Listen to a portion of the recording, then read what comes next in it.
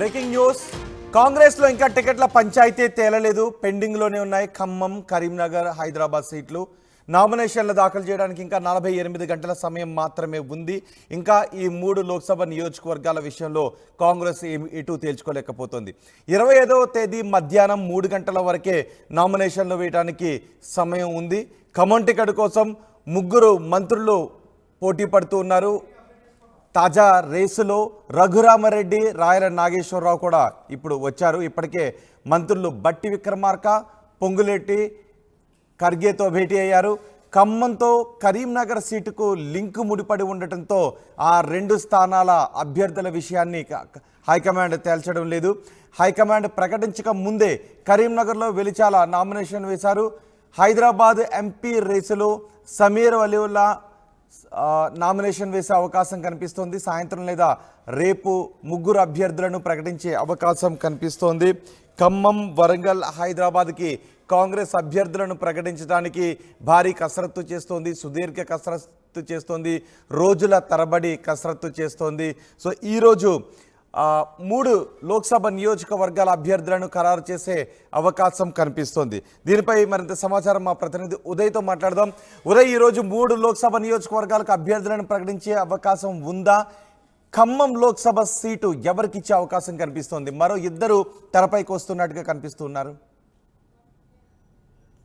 అసలు కాంగ్రెస్ లో ఏం జరుగుతుంది అన్న ప్రశ్న సర్వత్రా ఉత్పన్నమవుతున్న పరిస్థితి కనిపిస్తుంది. ఆల్ ఇండియా కాంగ్రెస్ కమిటీ అసలు తెలంగాణ అభ్యర్థి కసరత్తు పూర్తి చేసింది. ఎంపిక ప్రక్రియ కూడా తుది దశకు చేరుకుంది. ఇప్పటికే వాహిల జాబితాను పలుమార్లు వడపోత కార్యక్రమం కూడా చేపట్టి ఇప్పటికే తుది దశకు అభ్యర్థుల ఎంపిక ప్రక్రియ కూడా చేరుకుందని పలుమార్లు కూడా మీడియాకు ఆల్ ఇండియా కాంగ్రెస్ కమిటీ కావచ్చు, అటు గాంధీ భవన్ నుంచి కూడా పెద్ద ఎత్తున సమాచారం అయితే వస్తుంది. కానీ ఇప్పటి వరకు అభ్యర్థి ఎంపిక చేయకపోవడం పట్ల పెద్ద ఎత్తున అటు కాంగ్రెస్ క్యాడర్ ను కూడా ఒక అసంతృప్తి, ఆవేదన వ్యక్తం అవుతుంది. అసలు గెలిచే సీట్లో కూడా ఎందుకు ఇంత ప్రతిష్టంభన, ఇంత మీమాంస, ఎందుకు ఇంత ఉత్కంఠను కాంగ్రెస్ పార్టీ రేపుతుందనేది సర్వత్రా ఒక ఉత్పన్నమైనటువంటి ప్రధాన ప్రశ్న. అయితే ఈ ప్రశ్నకి ఇంకా ఏఐసిసి సమాధానమే చెప్పాల్సి ఉంది. సరిగ్గా ఇంకా 48 గంటల సమయం మాత్రమే ఉంచింది. తెలంగాణలో పెండింగ్ లో ఉన్నటువంటి ఖమ్మం, కరీంనగర్, హైదరాబాద్ ఈ 3 స్థానాలకు అభ్యర్థులను ఇంకా ఆల్ ఇండియా కాంగ్రెస్ కమిటీ ప్రకటించలేదు. ప్రకటించాల్సి ఉంది. అయితే ఈ రోజా లేదంటే రేపు అభ్యర్థులకు సంబంధించినటువంటి ప్రకటన వచ్చే అవకాశం ఉంది. దాదాపుగా రేపే ప్రకటన వచ్చే అవకాశం ఉంది. ఈ రోజు కూడా ప్రకటన ఉండకపోవచ్చున్నది ఈ ప్రధానంగా మనకు అందుతున్నటువంటి తాజా సమాచారం. అయితే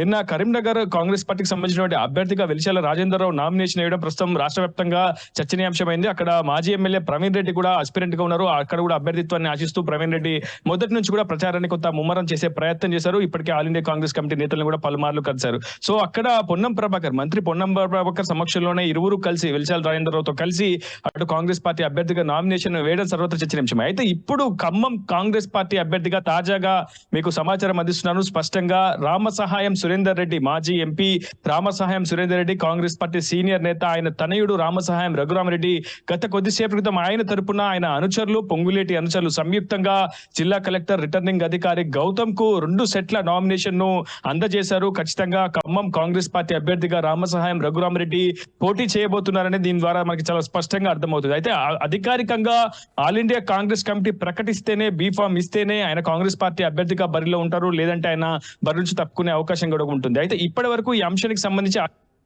కావచ్చు గాంధీ భవన్ వర్గాల నుంచి మాత్రం ఎటువంటి సమాచారం మాత్రం బయటికి పొక్కడం లేదు. అంటే ఆల్ ఇండియా కాంగ్రెస్ కమిటీ అభ్యర్థుల ఎంపిక విషయంలో చాలా వ్యూహాత్మకంగా వ్యవహరిస్తుందా, లేదంటే ఇది పార్టీకి నష్టం చేకూర్చే అంశమా? ప్రస్తుతం సీనియర్ నేతల నుంచి కూడా ఈ అంశంపై చాలా పెద్ద ఎత్తున అసంతృప్తి వ్యక్తం చేస్తున్నారు. ఖచ్చితంగా ఖమ్మం లాంటి గెలిచే సీట్లో ఎందుకు ఇంత ప్రతిష్టంభన చేస్తున్నారు, ఎందుకు ఇంత ఆలస్యం చేస్తున్నారు, మెజారిటీ కూడా పడిపోతుంది క్రమక్రమంగా. ఇప్పటికే బీఆర్ఎస్ బీజేపీ ప్రచారాన్ని పరుగులు పుట్టిస్తున్న తరుణంలో ఎందుకు కాంగ్రెస్ పార్టీ ఈ స్థాయిలో ఆలస్యం, కాలయాపన చేస్తున్నట్టు కూడా కాంగ్రెస్ పార్టీ నేతలు ప్రధానంగా ఒక ప్రశ్న అయితే వ్యక్తం చేస్తున్నారు. మరోవైపు హైదరాబాద్ కి సంబంధించి సమీర్ అలీవుల్లా పేరును దాదాపుగా ఖరారు చేసినట్టే తెలుస్తోంది. ఇప్పటికే ఈ 3 పెండింగ్ స్థానాలకు సంబంధించినటువంటి అభ్యర్థుల ప్రకటన ఒకేసారి ఉండే అవకాశం కూడా ఉంది. ఇప్పటికే బట్టి విక్రమార్క, డిప్యూటీ సీఎం బట్టి విక్రమార్కతో పాటు రెవెన్యూ శాఖ మంత్రి పొంగులేటి శ్రీనివాసరెడ్డిని బెంగళూరుకు మల్లికార్జున ఖర్గే పిలిపించారు.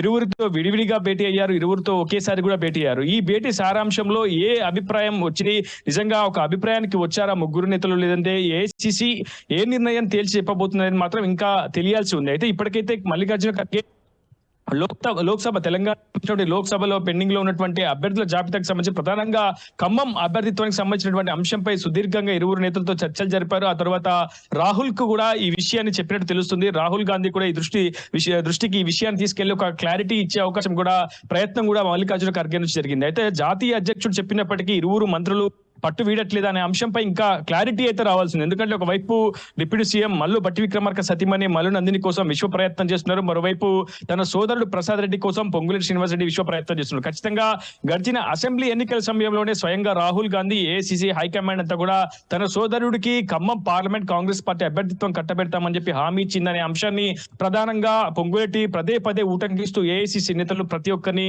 కలుస్తూ వచ్చారు. ఇప్పటికే దీపాదాస్ మున్షి కావచ్చు, సునీల్ కనుగోలు కావచ్చు, కేసీ వేణుగోపాల్ కావచ్చు, ఇలాంటి అందరి నేతలతో స్వయంగా పొంగులేటి శ్రీనివాస్ రెడ్డి మంతనాలు జరిపారు. దాదాపుగా ఆ మంతనాల్లో పొంగులేటి సఫలీకృతమయ్యారని చెప్పుకోవాలి. కానీ బట్టి సీనియర్ కష్టకాలంలో ఉన్నప్పుడు తన వంతు పాత్ర తాను పోషించారు, పాదయాత్ర చేశారు. సో విధేయతకు ఒక గుర్తింపు ఇవ్వాల్సిన ఆ సమయం ఆసన్నమైంది. అది తన భార్యకు టికెట్ ద్వారా తనకు ఇచ్చినటువంటి విధేయతను మరొకసారి కృతజ్ఞతగా ఐఏసీసీ కమాండ్ కూడా హైకమాండ్ కూడా గుర్తించాల్సి ఉంటుందనే అంశాన్ని బట్టి విక్రమార్క అంశాలతో పాటు ఆయన క్యాడర్ కాంగ్రెస్ పార్టీలో ఉన్నటువంటి తన పక్షం నేతలతో పాటు బట్టి విక్రమార్క కూడా పదే ఏసీకి చెప్తున్నారు. దాదాపు ఇరువురు కూడా చాలా బలంగా ప్రయత్నాలు అయితే చేస్తున్నారు, విశ్వ ప్రయత్నాలు చేస్తున్నారని చెప్పుకోవాలి. ఒక దశలో సర్వశక్తులు కూడా ఒడ్డుతున్నారని చెప్పుకోవాలి. అయితే అటు పొంగులేటి శ్రీనివాస్ రెడ్డి వైపు, ఇటు బట్టి విక్రమార్క వైపు ఇంకా ఎటువంటి నిర్ణయాన్ని అయితే అటు అధిష్టానం అయితే తేల్చి చెప్పలేదు. ఖచ్చితంగా ఏఐసీసీ నిర్ణయం ప్రకారం, స్క్రీనింగ్ కమిటీ నిర్ణయం ప్రకారమే అభ్యర్థి ప్రకటన ఉంటుంది. కేవలం మీ అభిప్రాయాలు తెలుసుకునేందుకు మాత్రమే మేము పిలిచామంటూ కూడా మల్లికార్జున ఖర్గే ఇరువురు నేతలతో చెప్పినట్టు తెలుస్తుంది. ఇంకా ఆ సదరు మంత్రులకు కూడా అభ్యర్థిత్వం సంబంధించినటువంటి ఒక క్లారిటీ అయితే లేదు. ఏఐసీసీ అధికారికంగా ప్రకటిస్తేనే ఖమ్మం అభ్యర్థిత్వం సంబంధించి ఒక క్లారిటీ వచ్చే అవకాశం ఉంది. అయితే అభ్యర్థిత్వం ఖరారు కాకమునిపే కరీంనగర్ పార్లమెంట్ అభ్యర్థిగా వెలిశాల రాజేందర్ రావు, ప్రస్తుతం ఖమ్మం పార్లమెంట్ అభ్యర్థిగా రామసహాయం రఘురామిరెడ్డి నామినేషన్ దాఖలు చేయడం మాత్రం చాలా పెద్ద ఎత్తున ఒక సస్పెన్స్ అయితే నెలకొంది, ఒక చర్చకు అయితే దారితీస్తుంది. ఎటువంటి సూచన లేకుండానే వాళ్ళు నామినేషన్ వేశారనుకోవాలా రెండు నియోజకవర్గాల్లోనూ? ఇక్కడ ఇదే ప్రశ్నకు సమాధానం ఇంకా మనం వెతకాల్సి ఉంటుంది. ఎందుకంటే ఒకవైపు రఘురామిరెడ్డి రామసాయం సురేందర్ రెడ్డి తనయుడుగా ఉన్నారు.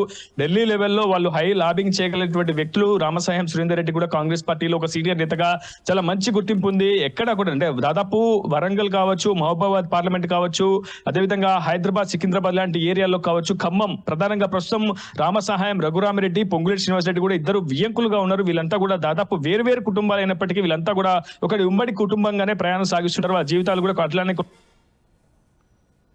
ప్రసాద్ రెడ్డికి ఇచ్చిన, రఘురామ్ రెడ్డికి ఇచ్చిన, నిజంగా పొంగులేటి విజయం అనేది చెప్పుకోవాల్సినప్పటికీ గెలుపు బాధ్యతలంతా కూడా పొంగులేటి భుజస్కంధాల మీదపై మోయాల్సి ఉంటుంది. ఎందుకంటే ఖమ్మం పార్లమెంట్ ఇన్ఛార్జ్ కూడా పొంగులేటి శ్రీనివాస్ రెడ్డి కాబట్టి ఖచ్చితంగా ఒక సంకేతం ఏఐసీసీ అధిష్టానం ఇచ్చిందా, లేదంటే పొంగులేటి శ్రీనివాస్ రెడ్డి వ్యూహాత్మకంగానే రఘురామ్ రెడ్డితో నామినేషన్ దాఖలు చేయించారా, ఇది మాత్రం సస్పెన్స్ కొనసాగుతుంది. ఈ ప్రశ్నల కాటికి ఏఐసీసీ ప్రకటన మాత్రమే సమాధానం చెప్పే అవకాశం ఉంది. రోహిత్. రైట్ ఉదయ్, కాంగ్రెస్లో ఇంకా టికెట్ల పంచాయతీ తేలడం లేదు. పెండింగ్లోనే ఖమ్మం, కరీంనగర్, హైదరాబాద్ సీట్లు ఉన్నాయి. నామినేషన్ల దాఖలకు 48 గంటల సమయం మాత్రమే ఉంది. 25వ తేదీ మధ్యాహ్నం 3 గంటల వరకే నామినేషన్లు వేయడానికి అవకాశం ఉంది. ఖమ్మం టికెట్ కోసం 3 మంత్రుల కుటుంబ సభ్యులు పోటీ పడుతున్నారు. తాజా రేసులో రఘురామరెడ్డి, రాయల నాగేశ్వరరావు కూడా వచ్చారు. ఖమ్మంలో రామసహాయం రఘురామరెడ్డి తరపున నామినేషన్ దాఖలు చేశారు. 2 సెట్ల నామినేషన్ పత్రాలను దాఖలు చేశారు ఆయన అనుచరులు. ఇప్పటికే మంత్రులు బట్టి, పొంగులేటితో ఖర్గే భేటీ అయ్యారు. ఖమ్మంతో ఇటు కరీంనగర్ సీటుకు లింక్ ఉండటంతో హైకమాండ్ కసరత్తు చేస్తోంది. హైకమాండ్ ప్రకటించక ముందే కరీంనగర్లో వెలిచాల నామినేషన్ వేశారు.